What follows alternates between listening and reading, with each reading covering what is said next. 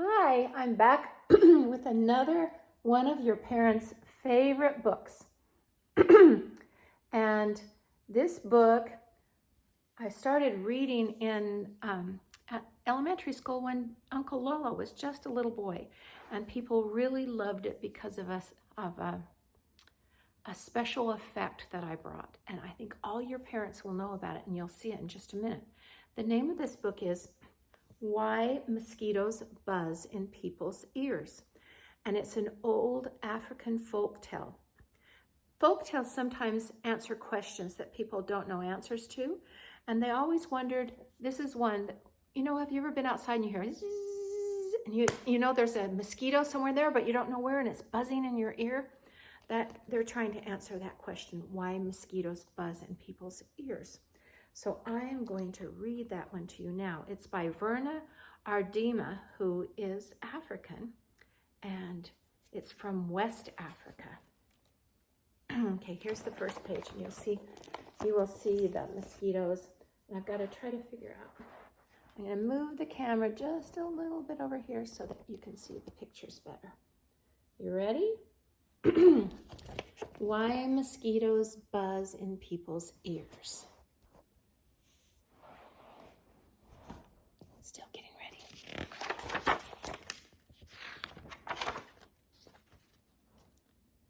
One morning, a mosquito saw an iguana drinking at a water hole. The mosquito said, "Iguana, you will never believe what I saw yesterday." "Try me," said Iguana. The mosquito said, "I saw a farmer digging yams that were almost as big as I am." "What's a mosquito compared to a yam?" snapped the iguana grumpily. "I would rather be deaf than listen to such nonsense." Then he stuck 2 sticks in his ears and went off, meck, meck, meck, meck, through the reeds. The iguana was still grumbling to himself when he happened to pass by a python. The big snake raised his head and said, "Good morning, iguana." The iguana did not answer, but lumbered on, bobbing his head, bobbing, bobbing. "Now, why won't he speak to me?" said the python to himself. "Iguana must be angry about something. I'm afraid he's plotting some mischief against me." He began looking for somewhere to hide. The first likely place he found was a rabbit hole, and in it he went, wassoo, wassoo, wassoo. When the rabbit saw the big snake coming into her burrow, she was terrified. She scurried out through her back way and bounded, crick, crick, crick, across a clearing. A crow saw the rabbit running for her life. He flew into the forest crying, "Caw, caw, caw." It was his duty to spread the alarm in case of danger. A monkey heard the crow. He was sure that some dangerous beast was prowling near. He began screeching and leaping, "Gilly-willy," through the trees to help warn the other animals. As the monkey was crashing through the treetops, he happened to land on a dead limb. It broke and fell on the owl's nest, killing one of the owlets. See them there at the bottom? So sad. So sad. Mother Owl was not at home, for though she usually hunted only in the night, this morning she was still out searching for one more tidbit to satisfy her hungry babies. When she returned to the nest, she found one of them dead. Her other children told her that the monkey had killed it. All that day and all that night she sat in her tree. So sad, so sad, so sad. Now it was Mother Owl who woke the sun each day so that dawn could come. But this time, when she should have hooted for the sun, she did not do it.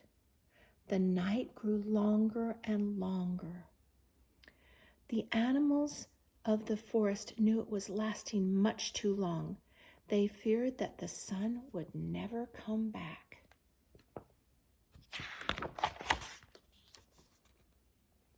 At last, King Lion called a meeting of the animals. They came and sat down, pum, pum, pum, around a council fire. Mother Owl did not come, so the antelope was sent to fetch her. When she arrived, King Lion asked, Mother Owl, why have you not called the sun? The night has lasted long, long, long, and everyone is worried. Mother Owl said, Monkey killed one of my owlets. Because of that, I cannot bear to wake the sun. The king said to the gathered animals, Did you hear? It was the monkey who killed the owlet. And now Mother Owl won't wake the sun so that the day can come. They're making it look like the monkey killed him on purpose. It's a misunderstanding already. The king lion called the monkey. He came before him nervously, glancing from side to side. Rim, rim, rim, rim. Monkey, said the king, why did you kill one of Mother Owl's babies? O king, said the monkey, it was the crow's fault. He was calling and calling to warn us of danger, and I went leaping through the trees to help. A limb broke under me, and it fell, onto the owl's nest. The king said to the council, So it was the crow who alarmed the monkey who killed the owlet. And now Mother Owl won't wake the sun so that the day can come. There's the owl. There's the monkey talking to the lion. All the animals. Then the king called for the crow. The big bird came flapping up. He said, King Lion, it was the rabbit's fault. I saw her running for her life in the daytime. Wasn't that reason enough to spread an alarm? The king nodded his head and said to the council, So it was the rabbit who startled the crow, who alarmed the monkey, who killed the owlet, and now Mother Owl won't wake the sun so that the day can come. There's a picture of the rabbit running so fast. The king lion called the rabbit. The timid little creature stood before him, one trembling paw drawn up uncertainly. Rabbit, cried the king, why did you break a law of nature and go running, running, running in the daytime? O king, said the rabbit, it was the python's fault. I was in my house minding my own business when that big snake came in and chased me out. The king said to the council, So it was the python who scared the rabbit, who startled the crow, who alarmed the monkey, who killed the owlet. And now Mother Owl won't wake the sun so that the day can come. King Lion called the python, who came slithering, wassoo, wassoo, wassoo, past the other animals. But king, he cried, it was the iguana's fault. He wouldn't speak to me, and I thought he was plotting some mischief against me. When I crawled into the rabbit's hole, I was only trying to hide. The king said to the council, So it was the iguana who frightened the python, who scared the rabbit, who startled the crow, who alarmed the monkey, who killed the owlet. And now Mother Owl won't wake the sun so that the day can come.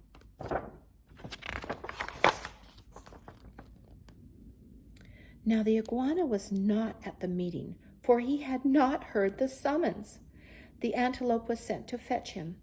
All the animals laughed when they saw the iguana coming, bada-bing, bada-bing, with the sticks still stuck in his ears.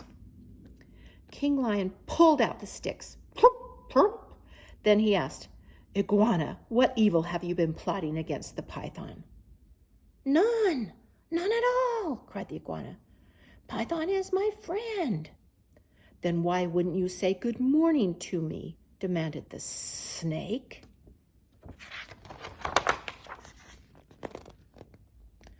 I didn't hear you or even see you, said the iguana.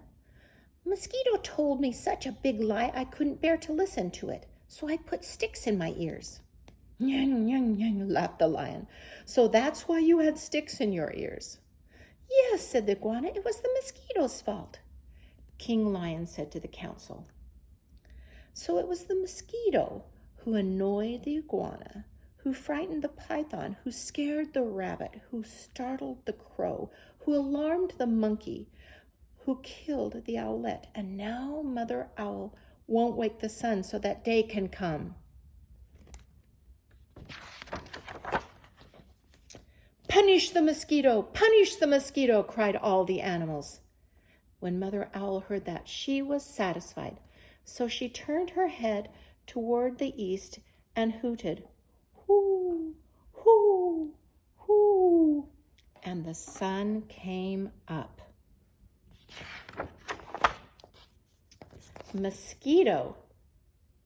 Meanwhile, the mosquito had listened to all of it from a nearby bush.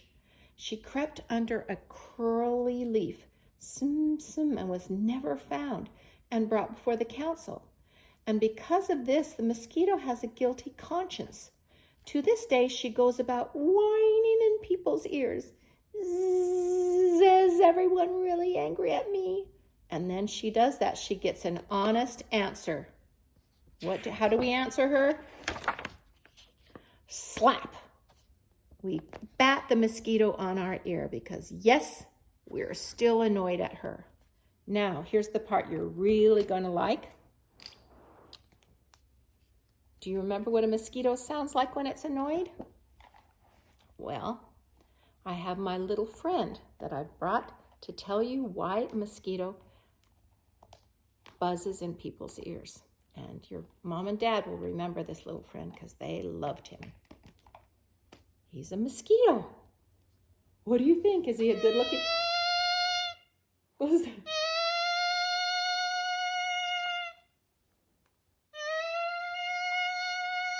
Look at his long dangly legs.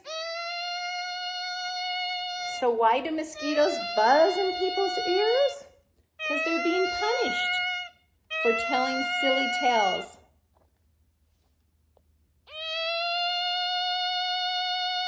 I hope you liked that story. Whoa, should we go get Grandpa? Let's go get Grandpa.